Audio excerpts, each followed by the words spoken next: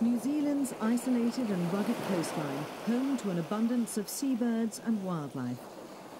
Here on the west coast of the North Island, volcanic rock towers above Muriwai's spectacular black sandy beaches, creating a perfect environment for gannet colonies. But inland, New Zealand is facing up to a crisis that could have catastrophic consequences for its unique wildlife as well as the nation's identity. New Zealand's most famous bird and national emblem, the flightless and nocturnal kiwi, is fighting for survival.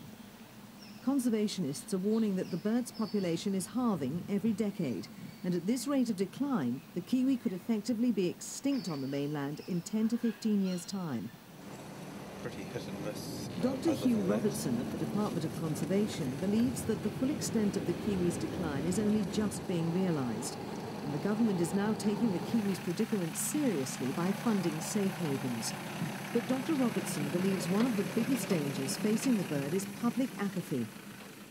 People would still hear birds calling and think, oh, they're okay, but in fact, the numbers were dropping out, and just the last few survivors were still calling probably more desperately for their mates than ever, and suddenly those birds would die of old age, or dogs might get them or something like that, and then suddenly there were no kiwi to be heard. And so sort of alarm bells started ringing in the late 1980s, and in 1990 we started the Kiwi Recovery Program, and it was only then that we realised just how bad the problem was. The kiwi has one of the largest egg-to-body weight ratios of any bird in the world. A crucial role of the recovery program is collecting kiwi eggs from the wild and hatching the chicks in captivity. In the wild, the young defenceless chicks stand little chance of survival. 95% of young kiwis are killed in their first 6 months, preyed on by cats, dogs and stoats, introduced mainly by European settlers.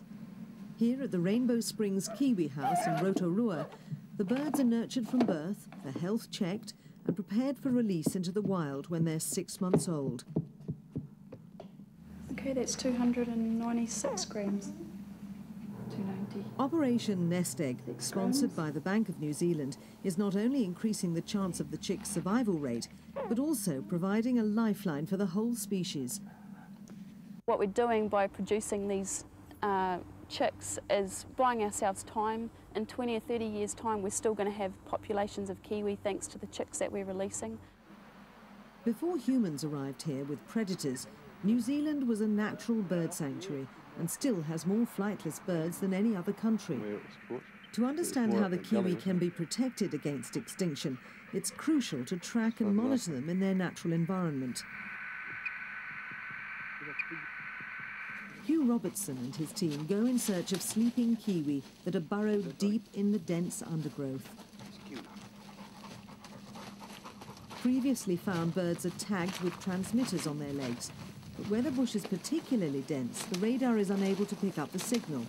Then Hugh's specially trained Labrador Ollie is used to pinpoint the bird. Adult kiwi can run faster than humans in this kind of terrain, and once the bird has been woken, it takes a skilled bushman to capture it. Got it.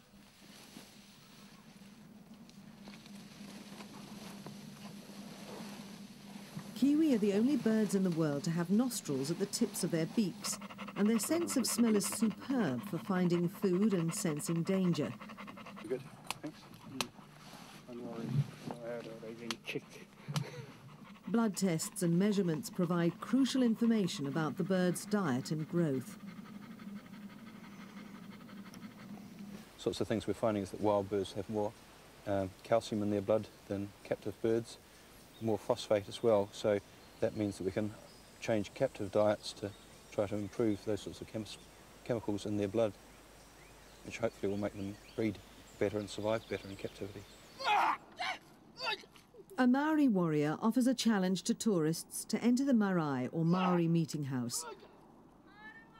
The challenge for New Zealand is to maintain its unique landscape and wildlife that many overseas visitors crave when they visit the country. At present, the New Zealand Department of Conservation holds a monopoly on trying to save the kiwi. But critics believe new and more drastic attempts are needed to preserve the national icon. Recently, it had been suggested that the kiwi should be farmed commercially, The thought of tucking into kiwi for Sunday roast was too unpalatable for most of New Zealand's politicians. The MP who dared suggest that kiwis be bred for the pot doesn't see what all the fuss is about. We are in fact utilising wildlife throughout the world.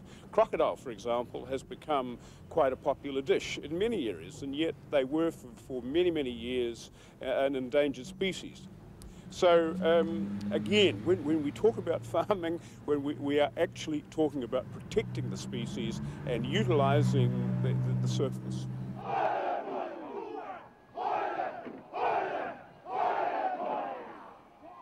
Kiwi hold a very special significance for the Maori.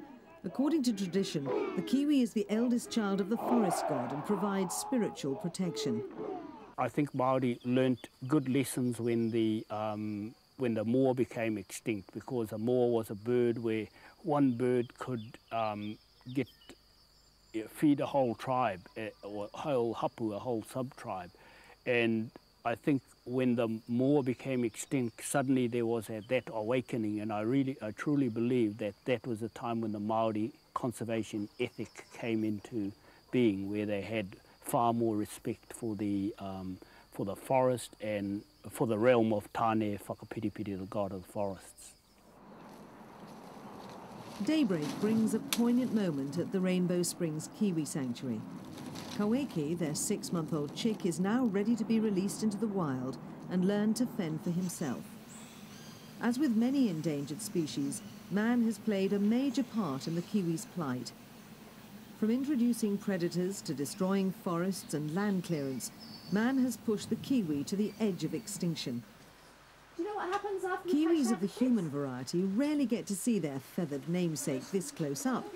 But if some conservationists' worst predictions come true, when these kids from Kotemaori school have their own children, the kiwi may not be found anywhere in the wild on mainland New Zealand. Kaweke begins the final leg of his release into the bush. Kiwi live in husband and wife pairs for most of their lifespan, which can be up to 30 years. They ferociously defend their territory, which can be as large as 60 football pitches.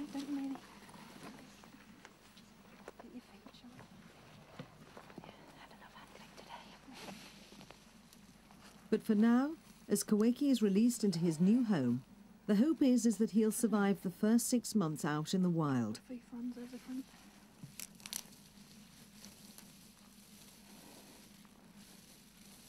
The release is an emotional moment, but the Kiwis' guardians of the last 6 months know they have at least given Kaweke a greater chance of survival. The plight of the kiwi in New Zealand is very serious. It's in dire straits at the moment. The worst case scenario is that they don't survive and that they disappear, which would be a tragedy, absolute tragedy for New Zealand, but for the world as well. The kiwi is such a unique bird.